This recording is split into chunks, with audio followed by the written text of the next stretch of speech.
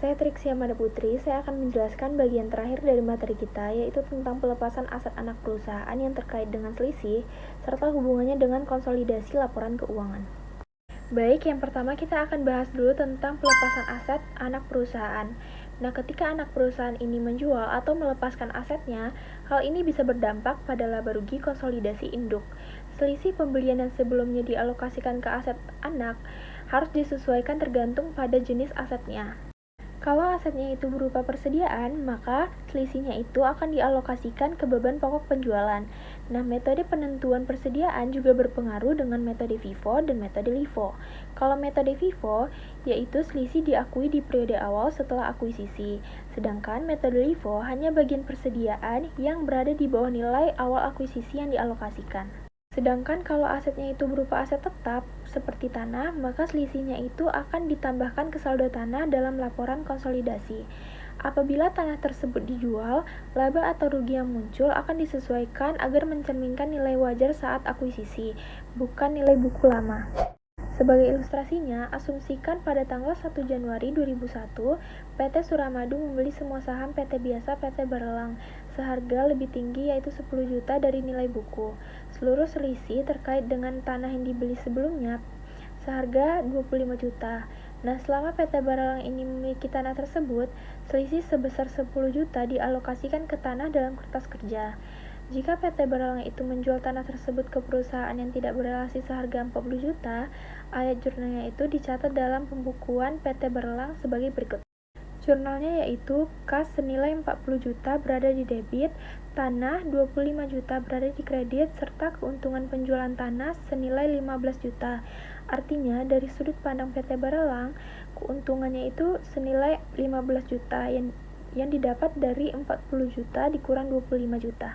Tapi untuk laporan konsolidasi grup PT Suramadu dan PT Barelang, kita tidak boleh mengakui seluruh 15 juta itu sebagai laba, karena tanah itu mempunyai selisih wajar sebesar 10 juta yang diakui saat akuisisi.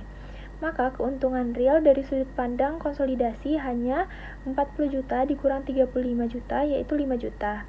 Jadi, yang diakui dalam laporan konsolidasi hanya 5 juta, bukan 15 juta. Selanjutnya itu eliminasi di kertas kerja. Jurnalnya yaitu keuntungan penjualan tanah 10 juta di debit dan tanah 10 juta di kredit, yaitu selisih dari akuisisinya. Untuk kasus 2, jika PT Barelang menjual tanah tersebut seharga 32 juta, yang dicatat di PT Barelang itu harus dieliminasi kerugian sebesar 3 juta, yang didapat dari 32 dikurang 35 juta, akan diakui dalam laporan laba rugi konsolidasi. Jadi untuk jurnalnya di PT Barelang yaitu kas 32 juta di debit, tanah 25 juta di kredit, dan keuntungan penjualan tanah yaitu sekitar 7 juta.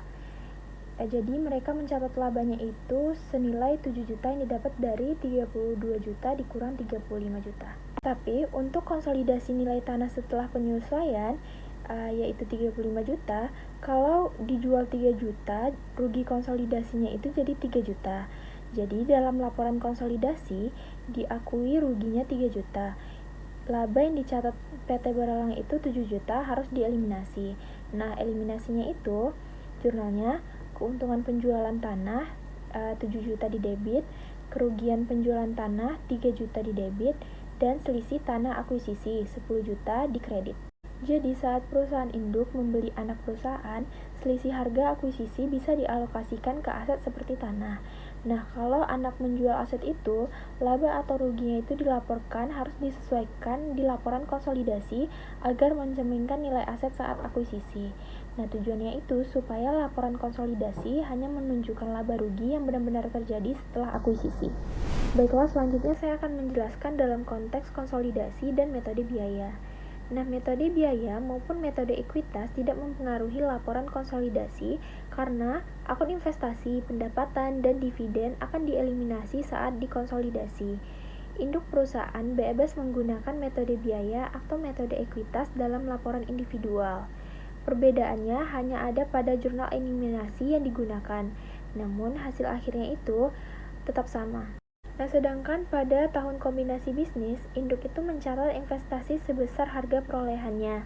Kemudian, saat konsolidasi, dilakukan eliminasi terhadap akun investasi agar tidak ada nilai yang tercatat dua kali. Misalnya, PT Induk itu membeli 80% saham PT Anak sebesar 310 juta dengan nilai buku ekuitas 300 juta. Nah, selisihnya itu 87 juta 500 dialokasikan pada tanah, persediaan, peralatan, dan goodwill. Dengan metode biaya, induk hanya mencatat harga perolehan investasi serta dividen yang diterima. Sedangkan pada tahun kedua kepemilikan, perbedaan biaya dan ekuitas itu mulai terlihat. Metode biaya hanya mencatat dividen yang diterima dari perusahaan anak, sedangkan metode ekuitas juga mengakui bagian laba anak perusahaan ke laba induk. Namun, dalam laporan konsolidasi, semuanya hanya tetap digabung agar tidak terjadi penggadaan pendapatan. Misalnya itu, PT Induk memperoleh laba operasi terpisah 160 juta dan membayar dividen 60 juta. Sementara PT Anak itu mencatat laba bersihnya 75 juta dan membayar dividennya itu 40 juta. Nah, ayat jurnal untuk induk perusahaan metode biaya, induk itu hanya mencatat dividen yang diterima dari anak perusahaan, yaitu jurnalnya kas 32 juta dan pendapatan dividen 32 juta dikredit yang didapat dari 40 juta dikali 0,80 atau 80% tadi. Nah, untuk kertas kerja konsolidasi tahun kedua setelah kombinasi, itu disusun untuk memastikan eliminasi dilakukan dengan benar. Misalnya menghapus pendapatan dividen yang diakui induk, agar laporan konsolidasi hanya menunjukkan pendapatan yang benar-benar mewakili grup secara keseluruhan. Tapi karena tadi dividen anaknya itu sudah diakui pendapatan oleh induk dan juga dicatat sebagai pengumuman dividen oleh anak, maka akan terjadi penggandaan atau double counting kalau tidak disesuaikan. Maka perlu jurnal eliminasi untuk menghapus efek itu.